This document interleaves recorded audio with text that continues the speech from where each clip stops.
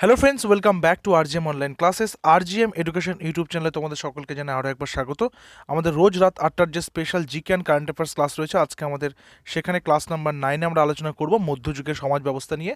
আমাদের যে অধ্যায় ভিত্তিক চ্যাপ্টার ওয়াইজ ক্লাসেসগুলো চলছে, সেখানে আমরা ইন্ডিয়ান হিস্ট্রি থেকে ক্লাস শুরু করেছিলাম এবং সেই ক্লাসটাই কন্টিনিউ চলছে। আজকে চ্যাপ্টার নাম্বার 9-এ আমরা মধ্যযুগের সমাজ ব্যবস্থা নিয়ে আলোচনা করব। আমরা লাস্ট ক্লাসে বেশ কিছু কোশ্চেন আলোচনা করেছি এবং আগামী ক্লাসও যেগুলো রয়েছে, মানে আমরা চেষ্টা করছি টাইম পিরিয়ড ধরে ধরে আলোচনা করার। হিস্ট্রিটা কমপ্লিট করে নেওয়ার পর আমরা পলিটিতে যাব, পলিটি হওয়ার পরে জিওগ্রাফি পড়ার পরে সায়েন্স এবং অন্যান্য সাবজেক্টগুলো কিন্তু কমপ্লিট করব। ঠিক আছে, তো দেরি না করে শুরু করছি আজকের ক্লাস। রাখছি প্রথম প্রশ্ন। প্রত্যেকটা প্রশ্নে 4টা করে অপশানস তোমরা কিন্তু পেয়ে যাবে।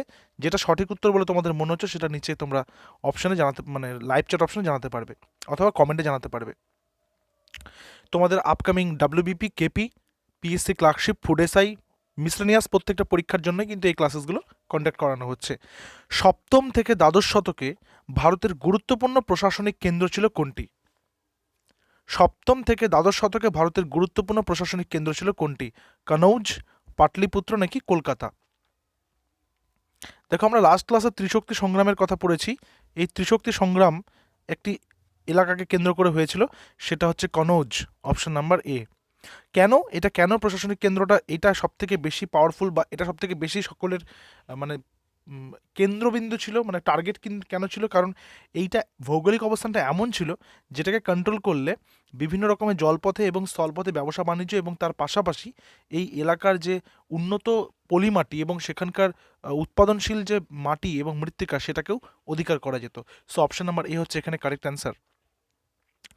নেক্সট, ভারতীয় সামন্ততান্ত্রিক কাঠামোর সব থেকে উপরে থাকতেন কারা? সামন্ততান্ত্রিক যে কাঠামো রয়েছে, তা সব থেকে সামন্ততান্ত্রিক কাঠামো সবসময় ত্রিভুজের মতো হবে, পিরামিডের মতো হবে, মনে রাখবে। যেখানে নিচে থাকবে তোমার সাধারণ মানুষ, তার উপরে এক ধরনের মানুষ, তার উপর জমিদার, তার উপর সামন্ত, তারপর মহাসামন্ত, রাজা। তো এক্ষেত্রে ভারতীয় সামন্ততান্ত্রিক কাঠামো সব থেকে উপরে কে থাকতেন? সব থেকে উপরে থাকতেন রাজা।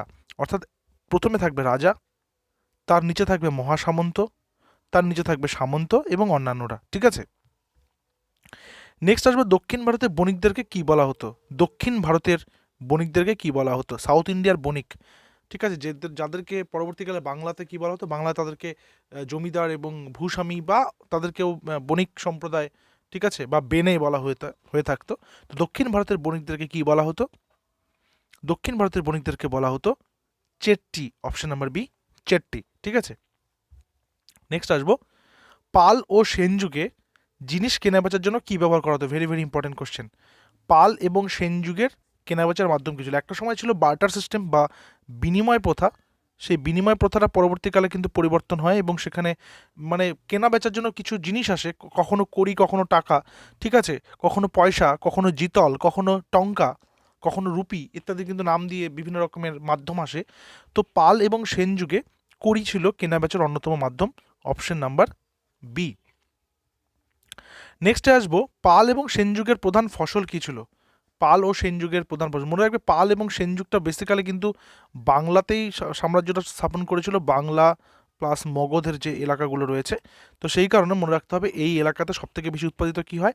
ধান, এবং বরাবর ধানটাই উৎপাদিত হয়। তো ধান ছিল এখানকার প্রধান ফসল। পরের নাম্বারে আসবো পাল এবং সেন যুগের শস্যের মধ্যে কী ছিল সবথেকে বেশি, বা কিসের উল্লেখ পাওয়া যায় না, এটা বলতে হবে। এখানে কোশ্চেনটা ইনকমপ্লিট আছে, কিসের উল্লেখ আমি লিখে দিচ্ছি, পাওয়া যায় না, পাওয়া যায় না। ওকে, কিসের উল্লেখ পাওয়া যায় না? পাল ও সেন যুগের শস্যের মধ্যে কিসের উল্লেখ পাওয়া যায় না? সঠিক উত্তর কী হবে? ডাল। এবং মনে রাখবে ডাল কিন্তু ভারতের লোকেরা উত্তর ভারতের মানুষের কাছ থেকে খেতে শিখেছে, পশ্চিমবঙ্গের লোকেরা। আমরা যতই বলি বাঙালির ডাল ভাত অ্যাকচুয়ালি বাঙালির শ্রেষ্ঠ খাবার হচ্ছে মাছ ভাত। ডাল কিন্তু বাঙালির নিজেদের সংস্কৃতির খাবার নয়, এটা উত্তর ভারতের লোকেদের কাছ থেকে শিখেছে। এক্ষেত্রে আরও কিছু প্রসঙ্গে কিছু কথা বলতেই হবে, সেটা হচ্ছে আলু। আজকে কিন্তু আলু একটা অন্যতম প্রধান মানে খাদ্যের অঙ্গ হয়ে গেছে। এই আলু কিন্তু পর্তুগিজরা শিখিয়েছে ভারতবর্ষের মানুষকে খাওয়ানো। ঠিক আছে, আলু। তামাক যদি বলি, তামাক, এই তামাকও কিন্তু পর্তুগিজরা নিয়ে এসেছিল। ঠিক আছে, ওকে। সো এখানে অপশন তো আমরা পেয়ে গেলাম ডাল, ডালের কিন্তু ব্যবহার জানতো না। এরপরে চলে আসবো বাঙালিরা আলু খেতে শিখেছে যে, দেখো হয়ে গেল অ্যান্সার, আগের কোশ্চেনে বলে দিয়েছি। তো এখানে হ্যাঁ, এটা হোম টাস্ক তাহলে তোমাদের জন্য। অর্থাৎ বাঙালিরা আলু খেতে শিখেছে কাদের কাছ থেকে? ফরাসি, ইংরেজ এবং পর্তুগিজ। কাদের হবে? দেখো, পর্তুগিজরা 1498-এ ভাস্কো দা গামার হাত ধরে প্রথম ইউরোপিয়ান কোনো বণিক ভারতবর্ষের মানে ব্যবসার উদ্দেশ্যে ভারতবর্ষের রুটটা কিন্তু আবিষ্কার করেছিল কালিকাট বন্দরে। তাই তিনি এসে পদার্পণ করেন। পরবর্তীকালে তিনি আর মানে সেটাকে জানান এবং তারপরে ধীরে ধীরে কিন্তু যে ওয়েস্টার্ন কান্ট্রিগুলোর সাথে, পাশ্চাত্যের দেশগুলোর সাথে ভারতবর্ষের যোগাযোগ তৈরি হয় এবং ভারতবর্ষের বাজারটা কিন্তু সেখানে খুলে যায়। ওকে,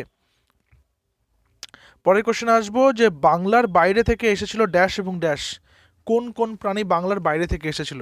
আমরা যদি মহেঞ্জোদারো সভ্যতার কথা পড়ি সেই সময় ভারতে সেই সমস্ত প্রাণীর নিদর্শন পাওয়া যায় না, কিন্তু এখানে শুধু বাংলার কথা বলেছে। বাংলাতে কোন প্রাণীগুলো আগে থেকে ছিল না, যেটাকে পরবর্তীকালে নিয়ে আসা হয়েছে? দেখো, প্রথম কথা হচ্ছে উট এখানে থাকবে না, কারণ উট হচ্ছে মরুভূমির একটা প্রাণী।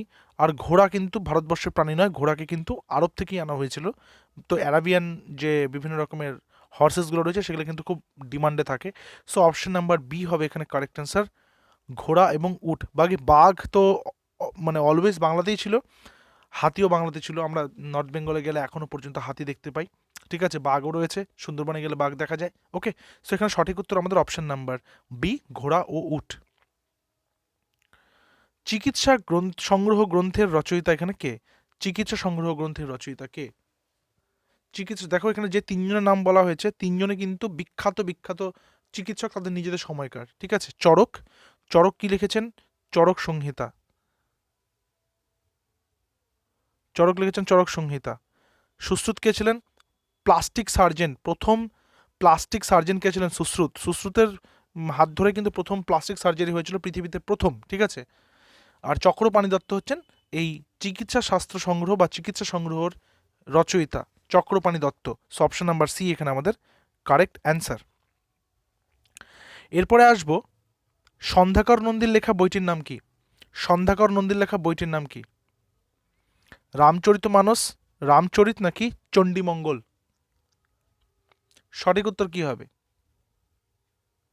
দেখো, সন্ধ্যাকর নন্দী লিখেছেন রামচরিত, রামচরিত মানুষকে লিখেছেন তুলসী দাস। এই দুটোকে সবসময় একসাথে পড়ার চেষ্টা করবে, তাহলে তোমাদের না কনফিউশনটা থাকবে না। আচ্ছা, চণ্ডীমঙ্গল কে লিখেছেন? চণ্ডীমঙ্গল হচ্ছে মঙ্গল কাব্যের একটি অংশ, যেখানে ধর্মমঙ্গলও রয়েছে এবং মনসা মঙ্গলও রয়েছে। আশা করি এখনও কিন্তু অধুনা বাংলায়, গ্রাম বাংলায় কিন্তু মনসা গান এখনও পর্যন্ত হয়। ঠিক আছে, শহরাঞ্চলে হয়তো সেই জিনিসগুলোর ছোঁয়া ধীরে ধীরে কমে যাচ্ছে, কিন্তু গ্রাম্য এলাকাতে গেলে দেখতে পাবে এখনও কিন্তু মনসা মঙ্গল গান দেখতে পাওয়া যায়। এটা কিন্তু মনসা মঙ্গলের, সেই মধ্যযুগীয় মনসা মঙ্গলেরই নিদর্শন। ঠিক আছে, নাম্বার 11, রামচরিতের কাহিনী কিসের গল্প অনুসারে লেখা? রামচরিতের কাহিনী কিসের গল্প অনুসারে লেখা? সঠিক উত্তর কি হবে? সঠিক উত্তর হবে রামায়ণের, যেখানে রামপালকে রামের সঙ্গে তুলনা করা হয়েছে। নেক্সট আসবো নাম্বার 12-এ, রামচরিত কাব্যে যে পাল রাজার কথা বর্ণিত হয়েছে। রামচরিত কাব্যে কোন পাল রাজার কথা বর্ণিত হয়েছে? ধর্মপাল, দেবপাল নাকি রামপাল? রামচরিতে কার কথা বর্ণনা করা হয়েছে? সঠিক উত্তর কি হবে? সঠিক উত্তর হবে রামপাল। সন্ধ্যাকর নন্দীর লেখা মানে রামচরিত কাব্যে রামপালের কথা উল্লেখ রয়েছে। এরপর, রামপালের রাজধানী ছিল কোথায়? রামপালের রাজধানী কোথায় ছিল? লক্ষণাবতী, রামাবতী নাকি কনৌজ? কনৌজ সম্পর্কে তো আমরা বারংবার পড়লামই। ঠিক আছে, খুবই ইম্পর্টেন্ট একটি জায়গা কনৌজ। কিন্তু রামপালের রাজধানী কোথায় ছিল? রামাবতী নগরীতে। অপশন নাম্বার বি, রামাবতী নগরীতে। এরপরে আসবো, রামচরিতের ভাষা ছিল কি? রামচরিত কাব্যটি কোন ভাষায় লেখা ছিল? বাংলা, পালি, সংস্কৃত? কোন ভাষায় রামচরিত কাব্যটি কোন ভাষায় লেখা ছিল? সঠিক উত্তর কি হবে? সঠিক উত্তর হবে সংস্কৃত ভাষায়। Option number C. দেখো, এই ধরনের যে কাব্যগুলো থাকে, এই ধরনের যে সাহিত্য নিদর্শনগুলো থাকে, সেগুলোর মাধ্যমে সেই সময়কারও কিন্তু বিভিন্ন ব্যবস্থা সম্পর্কে জানা যায়। যেমন সেই সময় কিন্তু দক্ষিণ ভারতে এক ধরনের ব্যবস্থা ছিল যেটাকে ব্রহ্মদেয় ব্যবস্থা বলা হয়। ব্রহ্মদেয় ব্যবস্থা, এই ব্যবস্থাটা সম্পর্কে প্রশ্ন আসতে পারে। ব্রহ্মদেয় ব্যবস্থাটা কি? দক্ষিণ ভারতে ব্রাহ্মণদের জমি প্রদান করা, অর্থাৎ তাদেরকে জমি দেওয়া হতো। অর্থাৎ কী জন্য? একটা মন্দির রয়েছে ধরে নাও, সেই মন্দিরের লাগোয়া 5 বিঘা জমি রয়েছে, সেই 5 বিঘা জমি কোনো একটা ব্রাহ্মণের নামে করে দেওয়া হলো। সেই ব্রাহ্মণকে কী করতে হবে? সেই মন্দিরের সেবা যত্ন করতে হবে, পূজা অর্চনা করতে হবে। তার পরিবর্তে সেই 5 বিঘা জমি সেই ব্রাহ্মণ আবাদ করবে, আবাদ করে সেটা খাবে, তার জন্য তাকে কাউকে কোনো ট্যাক্স দিতে হবে না। ঠিক আছে, ট্যাক্সের কথা যখন আসলো সেই সময় কিন্তু মনে রাখতে হবে পাল এবং সেন যুগের কথা বলছি। পাল এবং সেন যুগের ট্যাক্সের সিস্টেমটা ছিল 1/6, ঠিক আছে। মোট উৎপাদনের 1/6 ট্যাক্স দিতে হতো বা কর হিসেবে দিতে হতো, ঠিক আছে। পরের নম্বরে যাব, পাল রাজারা কিভাবে ধর্মের বা কোন ধর্মের অনুরাগী ছিলেন? জৈন, বৌদ্ধ নাকি হিন্দু? পাল রাজারা। সঠিক উত্তর বৌদ্ধ। পাল বংশ কবে শুরু হচ্ছে? 750 খ্রিস্টাব্দে। কার হাত ধরে? গোপালের হাত ধরে। গোপাল কে ছিলেন? প্রথম নির্বাচিত রাজা। কেন? তার কারণ তার আগে 200 বছর কি চলছিল? মাতসুনায় চলছিল। ক্ষমতাশালী মানুষরা কি করছিল? অপেক্ষাকৃত দুর্বল মানুষদেরকে দাবিয়ে রাখছিল, তাই তো। অপশন নাম্বার বি হচ্ছে বৌদ্ধ। নেক্সট নাম্বার 16, অশ্বঘোষ সমসাময়িক ছিলেন কুষাণ সম্রাট কার? অশ্বঘোষ কনিষ্কের, কুজল কথফিসেসের নাকি ভীম কথফিসেসের? অশ্বঘোষ। সঠিক উত্তর কি হবে? সঠিক উত্তর হবে কনিষ্কের। এখানে একটা তোমাদেরকে হোম টাস্ক দেবো, আগের ক্লাসে আলোচনা করেছিলাম। অশ্বঘোষের লেখা বইটির নাম কি? অশ্বঘোষের লেখা বইটির নাম কি? নিচে তোমরা কমেন্টে কাইন্ডলি জানাবে, ঠিক আছে। আসি পরের নাম্বারে, নির্বাণ। আমরা বৌদ্ধ ধর্ম যখনই পড়তে গেছি তখনই সেখানে দেখতে পেয়েছি এই নির্বাণের কথা, যেখানে 8 ফোল্ড পাথস বা অষ্টাঙ্গিক মার্গের কথা বলা হচ্ছে, ঠিক আছে। অষ্টাঙ্গিক মার্গের কথা বলা হচ্ছে, সেখানে কিন্তু বলা হচ্ছে অষ্টাঙ্গিক মার্গ যে ফলো করবে তার আলটিমেটলি কি হবে? নির্বাণ হবে। এই নির্বাণ কথার অর্থ কি? নির্বাণ কথার অর্থ হচ্ছে মুক্তি। Option number A. পরের নাম্বার, আচার্য হরপ্রসাদ শাস্ত্রী কোথা থেকে চর্যাপদের পুঁথি উদ্ধার করেছেন? কোথা থেকে? ভুটান, সিকিম নাকি নেপাল? সঠিক উত্তর নেপাল থেকে। কোথাও কোথাও এটা নিয়ে কিন্তু দু রকমের ধারণা রয়েছে। একটা কোথাও লেখা হয় যে নেপালের যে রাজপ্রাসাদ রয়েছে সেটা রাজ গ্রন্থাগার থেকে, এটা মানে গ্রন্থাগার থেকে এটা উদ্ধার হয়েছে। আবার কোনো কোনো সোর্স থেকে জানা যায় নেপালের কোনো এক গোয়াল ঘর থেকে, ঠিক আছে, কোনো এক গোয়াল ঘর থেকে এটা মানে আবিষ্কার হয়েছে তাল পাতার পুঁথিতে। তাল পাতার পুঁথি, ঠিক আছে। চর্যাচর্য বিনিশ্চয়, ঠিক আছে, চর্যাপদের চর্যাচর্য বিনিশ্চয় সেখানে কিন্তু আবিষ্কার হয়েছে, এবং সেখানে লুইপা, কান্নুপা, বুসুকুপা ইত্যাদি কিন্তু ছিলেন সেখানকার লেখক। নেক্সট আসবো পরের নাম্বার, ড্যাশ রাজাদের আমলে নালন্দা বৌদ্ধ বিহার তৈরি হয়েছিল? Very very important. কোন রাজাদের আমলে নালন্দা বৌদ্ধ বিহার গড়ে উঠেছিল? নালন্দা ইউনিভার্সিটিতে 8,500 ছিল স্টুডেন্টস, 1,500 ছিল হচ্ছে সেখানে টিচার্স, মোট 10,000 ক্যাপাসিটি সেখানে ছিল। আবাসিক ছিল সেটা, দেশ বিদেশ থেকে সেখানে শিক্ষার্থীরা পড়তে আসতো। অতীশ দীপঙ্কর সেখানে কিন্তু পড়াতেন, ঠিক আছে। আরও আরও অনেক তথ্য রয়েছে, সেগুলো আস্তে আস্তে আমরা আলোচনা করব। আগে আমরা নিয়ে নিই কোন রাজাদের আমলে বা কোন রাজার আমলে নালন্দা বৌদ্ধবিহার তৈরি হয়েছিল? সঠিক উত্তর গুপ্ত। গুপ্ত যুগে তৈরি হয়েছিল। পরে কোশ্চেন, নালন্দা বিশ্ববিদ্যালয়ের শিক্ষকের সংখ্যা কতজন ছিল? এখন আলোচনা করলাম। কতজন টিচার্স সেখানে ছিলেন? এখানে বিভিন্ন রকমের অর্থনীতি, অর্থশাস্ত্র, অস্ত্রশস্ত্র সংক্রান্ত ব্যাপার, বিজ্ঞান, রাজনীতি, দর্শন ইত্যাদি বিষয় কিন্তু সেখানে পড়ানো হতো। সঠিক উত্তর, সেখানে টিচার্স ছিলেন 1500 জন, 1,500। নেক্সট কোয়েশ্চেন, কতজন ছাত্র ছিলেন বা কতজন স্টুডেন্ট সেখানে ছিল? সেটা হোম টাস্ক থাকলো, সেটা তোমার নিচে জানাবে। 8,000, 8,500 নাকি 9,000? ঠিক আছে। নালন্দা বিশ্ববিদ্যালয়ে ছাত্র সংখ্যা কত ছিল, মানে কতজন ভিক্ষু, ভিক্ষু বলা হতো। নেক্সট কোয়েশ্চেনে চলে আসবে নাম্বার 22, বজ্রযান। বজ্রযান বৌদ্ধ মত চর্চার একটি বড় কেন্দ্র ছিল কোথায়? বজ্রযান কোথায় ছিল? নালন্দা, বিক্রমশিলা নাকি মহাবোধি? সঠিক উত্তর কি হবে? সঠিক উত্তর হবে বিক্রমশীল মহাবিহার, যেটা বর্তমানে কোথায় রয়েছে? বিহারের ভাগলপুরে, ঠিক আছে। বিক্রমশীল মহাবিহারের একজন অন্যতম মহাচার্য কে ছিলেন? দীপঙ্কর শ্রীজ্ঞান, সুয়ানজাং নাকি ইত সিং? সঠিক উত্তর হবে দীপঙ্কর শ্রীজ্ঞান। দেখো, দীপঙ্কর শ্রীজ্ঞান নিজের বাড়িতে, নিজের বাড়ির সামনে লিখে রেখেছিলেন নাস্তিক পণ্ডিতের ভিটা। নাস্তিক পণ্ডিতের ভিটা, ঠিক আছে, এটা তিনি লিখে রেখেছিলেন। সো অপশন নাম্বার এ হচ্ছে এখানে কারেক্ট অ্যান্সার, দীপঙ্কর বা দীপঙ্কর শ্রীজ্ঞান। নাম্বার 24, প্রাচ্য শিল্পরীতি বলা হয় কোন যুগের শিল্পরীতিকে? Very very important. প্রাচ্য শিল্পরীতি বলা হয় কোন যুগের শিল্পরীতিকে? পাল যুগের, সেন যুগের নাকি গুপ্ত যুগের? সঠিক উত্তর হবে পাল যুগের। এবং এই সময়কার বিখ্যাত মানে যাদেরকে বলা হয় যে মানে যারা নৃপতি ছিলেন, নৃপতি নয় অ্যাকচুয়ালি, যারা স্থপতি ছিলেন তাদের মধ্যে ছিলেন হচ্ছে বিটপাল ও ধীমান। এবং এই সময় কিন্তু জোড় বাংলার নিদর্শন পাওয়া যায়। জোড় বাংলা, জোড় বাংলাটা কি তোমরা গুগলে সার্চ করবে, বাঁকুড়া বিষ্ণুপুরে যে মন্দির রয়েছে দেখবে মন্দিরের চালাগুলো, মন্দিরে যে চালা রয়েছে সেই চালাগুলো না পরস্পর লাগোয়া, দুটো চালা পরস্পর লাগোয়া, এটাকে জোড় বাংলা মন্দির বলা হয়। ঠিক আছে, জোড় বাংলার নিদর্শন কিন্তু এই সময় থেকে আসে। এবং তার পাশাপাশি পোড়া মাটির যেটাকে আমরা বলে থাকি যে মানে পোড়া মাটির তৈরি করা বিভিন্ন রকমের মন্দির এবং অন্যান্য মানে সৌধ কিন্তু সেই সময় তৈরি হয়েছিল। নেক্সট আসবো,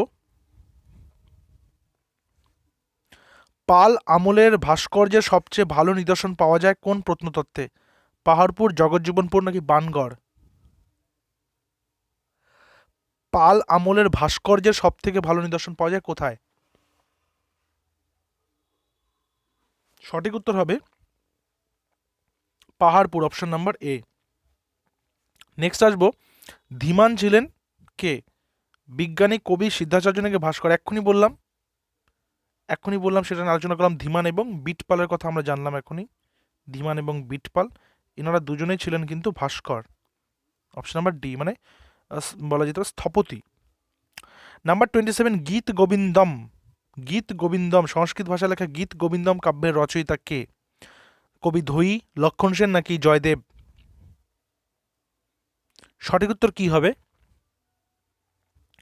সঠিক উত্তর হবে জয়দেব। নেক্সট আসবো নাম্বার 28, পবনদূত। পবনদূত কার রচনা? জয়দেবের লেখা তো আমরা আগেটা জানলাম, গীত গোবিন্দম। কালিদাসকে নিয়ে আমরা এর আগে বহুতবার আলোচনা করেছি, অভিজ্ঞান শকুন্তলম, বিক্রমোর্বশীয়ম, মালবিকাগ্নিমিত্রম, রঘুবংশম, কুমার সম্ভবম ইত্যাদি তিনি লিখেছেন। কিন্তু পবনদূত লিখেছেন কে? পবনদূত লিখেছেন ধৈ, অপশন নাম্বার বি। নেক্সট আসবো নাম্বার 29, সদক্তি করণামৃত। সদক্তি করণামৃত গ্রন্থের রচয়িতা ছিলেন কে? সদক্তি করণামৃত যেটা একটা কবিতা, কবিতার বই। জয়দেব, শ্রীধর দাস নাকি বল্লাল সেন? আমরা আগের দিনে দেখলাম দান সাগর অদ্ভুত সাগর, যেটা বল্লাল সেনের লেখা, তাই তো? জয়দেবের লেখা বইয়ের নাম আমরা পড়লাম, বল্লাল সেনটাও জানলাম। তাহলে এবার জানবো হচ্ছে সদক্তি করণামৃত কার লেখা? Shridhar Das, option number B, Shridhar Das. Next আসবো দান সাগর অদ্ভুত সাগর। দেখে এটা তোমাদের আগের ক্লাসে হোম টাস্কও ছিল। দান সাগর অদ্ভুত সাগর কার লেখা? তো সেটা হচ্ছে বল্লাল সেন। তোমাদের অনেকেই সঠিক উত্তর করেছো বল্লাল সেন, সঠিক উত্তর হচ্ছে বল্লাল সেন। ঠিক আছে, নেক্সটে চলে আসি নাম্বার 31, বাংলায় পাল শাসন কত বছরেরও বেশি সময় স্থায়ী হয়েছিল? বাংলায় পাল শাসন মানে যেটা 750-এ শুরু হয়, তাই তো? গোপালের হাত ধরে যেটা 750-এ শুরু হয়, সেটা কত বছর চলেছিল? 200 বছর, 300 বছর নাকি 400 বছর?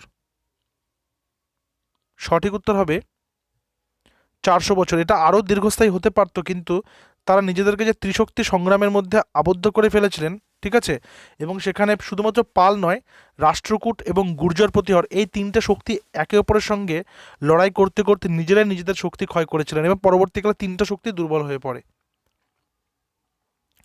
বাঙালি বৌদ্ধ আচার্যদের মধ্যে সবথেকে বিখ্যাত ছিলেন কে?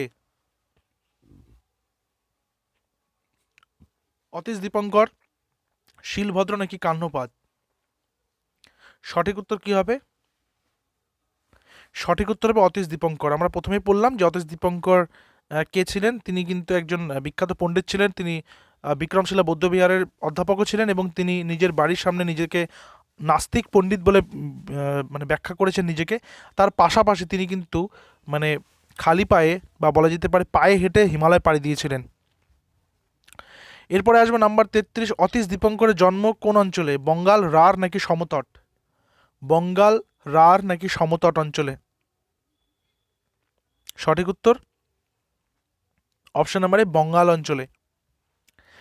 নেক্সট আসি নাম্বার 34, অতীশ দীপঙ্কর কোন মতবাদে বিশ্বাসী ছিলেন না?